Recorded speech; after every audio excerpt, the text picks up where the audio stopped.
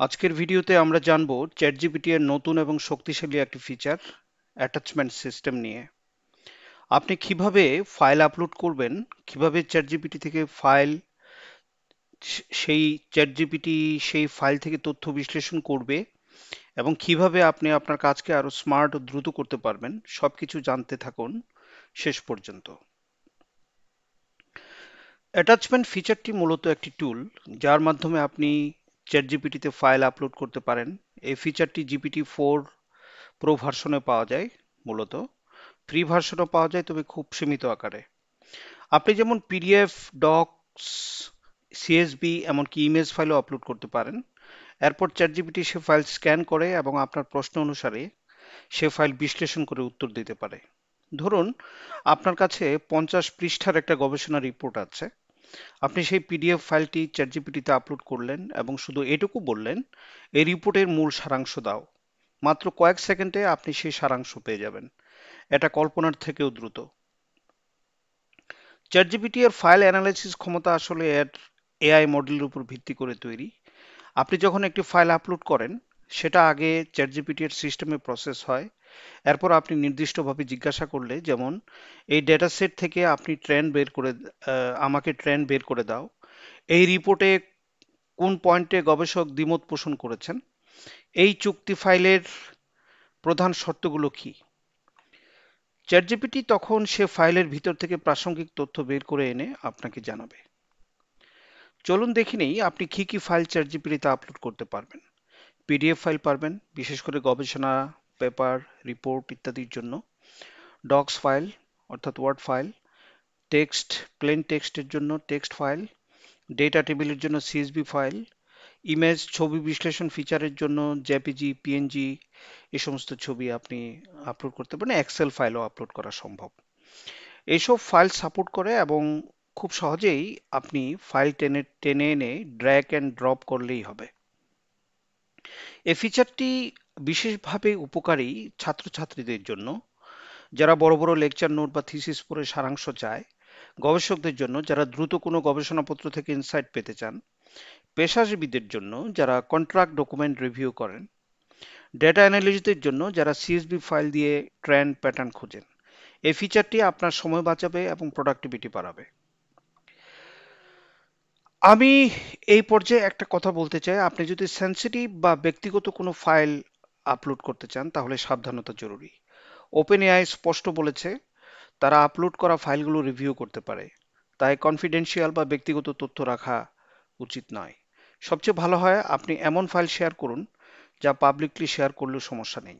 Attachment ফিচারকে যদি আপনি কৌশলে ব্যবহার করেন তাহলে যে কোনো ডেটা বিশ্লেষণ, রিপোর্ট লেখা বা ইনফো এক্সট্রাকশনের কাজ 10 গুণ দ্রুত করতে পারবেন। উদাহরণস্বরূপ, এই পিডিএফ থেকে 5টি মূল পয়েন্ট দাও, ডক্স ফাইলে কি কি রিকমেন্ডেশন আছে আমাকে বলো, সিএসভি ফাইল থেকে টপ 10টা এন্ট্রি বের করে দাও।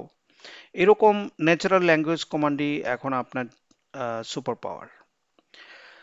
এর ভবিষ্যৎ কি? জিপিটি 4 ও এখন চিত্র বিশ্লেষণ করতে পারে। ভবিষ্যতে হয়তো আপনার হাতের লেখা নোট স্ক্যান করেই সারাংশ তৈরি করে দেবে, অথবা একটা অডিও ফাইল শোনার পরেও রিপোর্ট বানিয়ে দেবে।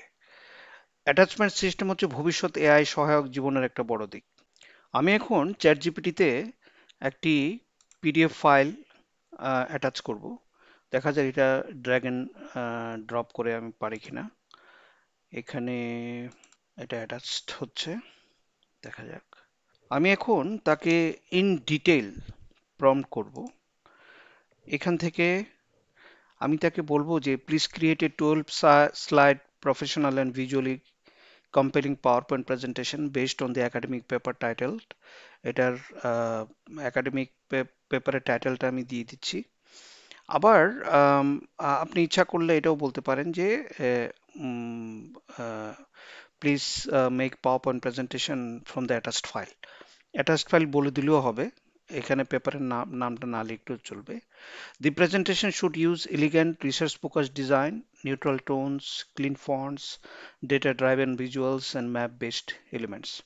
এখানে আমি বলে দিচ্ছি তাকে স্লাইডের কি স্ট্রাকচার হবে: title slide, introduction, study area, data overview, model use, land use and land cover change, carbon storage trends, এই সমস্ত জিনিসগুলো এখানে থাকা লাগবে। কার্বন ইম্প্যাক্ট বা LUC transition, scenario projections, discussion highlights, policy recommendations, conclusion, এই সমস্ত জিনিসগুলো থাকবে। ফাইনালি তাকে আমি বলে দিচ্ছি, add smooth slide transitions, vector style maps or icons, minimalistic graphs and concise text, avoid clutter, use a professional academic or environmental template style, cool color palette with greens, blues and grays. আমি তাকে details অনুরোধ করলাম, তাকে বললাম যে আমি একটা attached file দিয়েছি, তার নামটাও আমি দিয়ে দিয়েছি। এই ফাইলটা থেকে তুমি একটা পাওয়ার পয়েন্ট প্রেজেন্টেশন করো। পাওয়ার পয়েন্ট প্রেজেন্টেশনটা কি হবে সেটা আমরা এখানে লিখে দিয়েছি। এবং ফাইনালি তার দক্ষতা কতটুকু সে এখানে ইউজ করবে সেটাও আমরা বলে দিয়েছি। দেখা যাক সে কি উত্তর দেয়। সে একটি আউটলাইন দিয়েছে এখানে।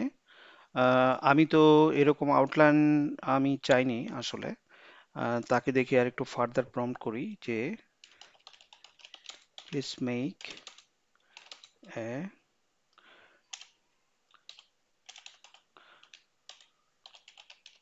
ডাউনলোডেবল পাওয়ার পয়েন্ট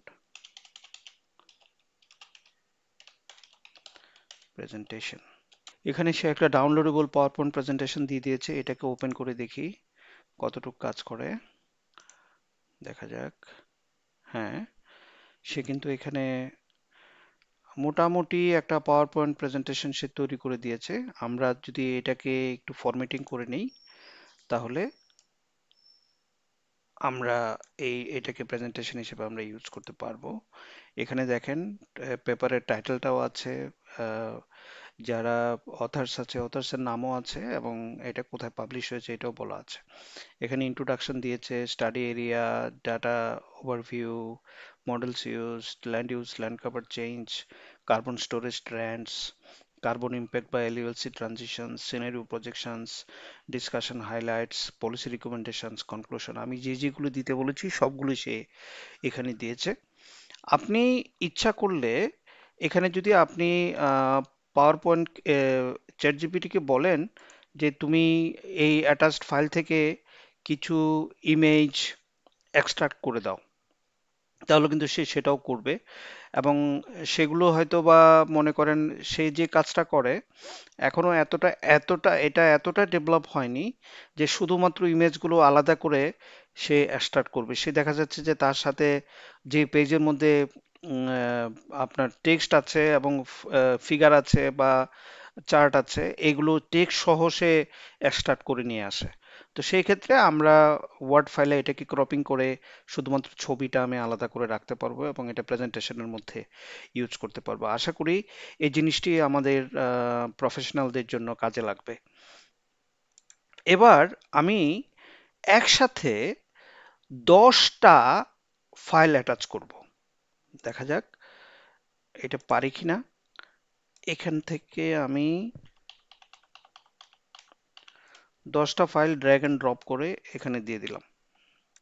এগুলো সবগুলি আপলোডেড হচ্ছে এবং এখানে আমি তাকে ডিটেলস কিছু প্রম্পট করব। প্রম্পট এখানে আমি তাকে বললাম, you are an expert research assistant trained in environmental science and geospatial analysis. I have uploaded 10 academic PDF papers related to land use and land cover change, soil degradation, forest carbon stock assessment, GIS ইত্যাদি ইত্যাদি। তার কি task আছে সে টাস্কগুলো এখানে বলে দিলাম। For H papers তাকে 2 থেকে 4টা সেন্টেন্স নিয়ে সামারি তৈরি করতে বলেছি। এবং ফাইনালি আমি তাকে বলবো যে তুমি একটা 500 ওয়ার্ডের একটা কন্টেন্ট তৈরি করে দাও, একটা সিনথেসিস তৈরি করে দাও। দেখি এতটুক পর্যন্ত সে কতটুকু রেসপন্স করে। এখানে দেখেন এই 10টা পেপার কিন্তু আপলোডেড হয়েছে। আপনারা যারা ফ্রি চ্যাট জিপিটি ইউজ করেন আপনারা হয়তো বা 10টা পেপার আপলোড করতে পারবেন না, 2, 3, 4টা হয়তো পারবেন। কিন্তু অ্যাটাচমেন্টের কাজ করলে খুব দ্রুতই টোকেন শেষ হয়ে যায় এবং আপনারা খুব বেশিক্ষণ কাজ করতে পারবেন না। এই সতর্কবাণীটি দিয়ে দিলাম। এখানে সে রেজাল্ট দেওয়া শুরু করেছে যে এক একটা পেপারের জন্য কতগুলো সামারি তৈরি করছে। 10টা পেপারেরই সামারি তৈরি করে দিয়েছে। আপনারা যারা লিটারেচার রিভিউ করেন,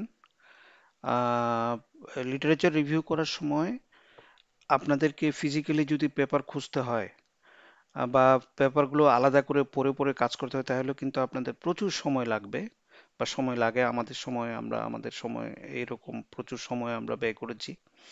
কিন্তু এখন এই প্রযুক্তির যুগে আপনি হয়তোবা চ্যাট জিপিটি থেকে কিছুটা সহযোগিতা নিতে পারবেন। সহজেই আপনি এগুলোর সামারি তৈরি করতে পারবেন এবং এখান থেকে কন্টেন্ট তৈরি করতে পারবেন। আহ, এতে আমি কোনো সমস্যা দেখি না। এখানে একটা সিনথেসিস দিয়েছে, কিন্তু আমি যেটা চাচ্ছি যে মানে এক্স্যাক্টলি বা কাছাকাছি 500 শব্দের মধ্যে সে একটা সিনথেসিস তৈরি করে দেবে এবং সে শেষে একটা বিবলিওগ্রাফি দিয়ে দিবে। এখানে দেখেন সে প্রত্যেকটা পেপারের বিবলিওগ্রাফি তৈরি করে দিয়েছে। কিছু কিছু পেপারের ডিওআই লিঙ্কও দেওয়া আছে এখানে। বিষয়টা হচ্ছে কি, আপনার কাছে যখন আম, আহ, ইয়া পেপারস গুলো থাকে, তখন কিন্তু এই পেপারসের বাইরে সে যাবে না এবং আহ, এই পেপারস গুলো ভুল হওয়ার কোনো চান্স থাকে না, এটা চেক করারও প্রয়োজন নাই। কারণ চ্যাটজিপিটি আপনি যে পেপারসগুলো দিয়েছেন এগুলোকে সে সাইড করেছে, এর বাইরে আপনার চিন্তা করার কোনো প্রয়োজন নাই। এখন দেখা যাক, আমি সিনথেসিস তৈরি করতে চাই। সে সিনথেসিসটা তৈরি করার জন্য আমি তাকে আরেকটা প্রম্পট দিব। এই প্রম্পটটা হচ্ছে এরকম। আমি বলছি, using this summaries please make a 500 word synthesis with citations inside the text. দেখি সে সিনথেসিসটা তৈরি করতে পারে কিনা। হ্যাঁ, এখানে বলছে সে, here is a 500 word academic synthesis based on the 10 paper summaries with in text citations in APA style. সে কিন্তু সিনথেসিস তৈরি করে ফেলতেছে। এখানে সে আম, কিছু কিছু ক্ষেত্রে এই যে রেফারেন্সগুলো সাইট করেছে, এই যে সাইটেশন দিয়েছে, আহ, কিন্তু কিছু জায়গায় আবার আননোন, অথার আননোনের কথা বলেছে। এই অথার আননোনটা কি, এখান থেকে এটা মাঝে মাঝে চ্যাট জিপিটিতে এরকম হয়, সবসময় কিন্তু সে এরকম রেজাল্ট দেয় না। তো অথার আননোনের ক্ষেত্রে এখানে other unknown 2024, other unknown 2023, other unknown 2000, সে হয়তো বা এটাকে বিশ্লেষণ করতে পারে নাই, তার কোনো একটা টেকনিক্যাল সমস্যা হয়েছে। তো আপনি এই জিনিসটা দেখে, আর আপনি যে পেপারসগুলো সাইট করেছেন, পেপারসগুলো এখানে অ্যাটাচ করেছেন বা আপলোড করেছেন, এইগুলোর তো পেপারগুলোর সাইটেশন তো আপনার সাইটেশন লাইব্রেরিতে আপনার আছেই। সুতরাং এটা খুব একটা সমস্যা হওয়ার কথা না, এবং আবার যদি আমরা প্রম্পট দিই তাহলে হয়তো বা সে ঠিক মতো রেজাল্টটা দিবে। এটা হয়তো তার টেকনিক্যাল একটা ফল্ট, টেকনিক্যাল প্রবলেম। এরকম হয়, এখানে বেশ কতগুলো আর্টিকেলকে সে বুঝতে পারে নাই। কিন্তু সে কিন্তু মোটামুটি এখানে একটা ধারণা দিয়েছে যে পেপারের নামগুলো কি। আপনি এটা থেকে বুঝতে পারবেন যে কোন পেপারটাকে সে মিন করেছে। সেভাবে আপনি যদি এখানে সাইটেশনগুলো ইউজ করেন, আপনার সাইটেশন যে টুল আছে সেই টুল দিয়ে, মনে করেন অ্যান্ড নোট টুল দিয়ে আপনি নিজে নিজে ওই সাইটেশনগুলো কমপ্লিট করে ফেলতে পারবেন। তো এই হচ্ছে আজকের আলোচনার বিষয়। আজকের আলোচনায় আমরা দেখলাম কিভাবে চ্যাটজিপিটি এর অ্যাটাচমেন্ট ফিচার আমাদের কাজকে করে তুলেছে দ্রুত, বুদ্ধিদীপ্ত এবং সময় সাশ্রয়ী। আপনি যদি একজন স্টুডেন্ট, প্রফেশনাল বা গবেষক হন, এই টুল আপনার প্রোডাক্টিভিটিকে এক ধাপে এগিয়ে নিয়ে যেতে পারে।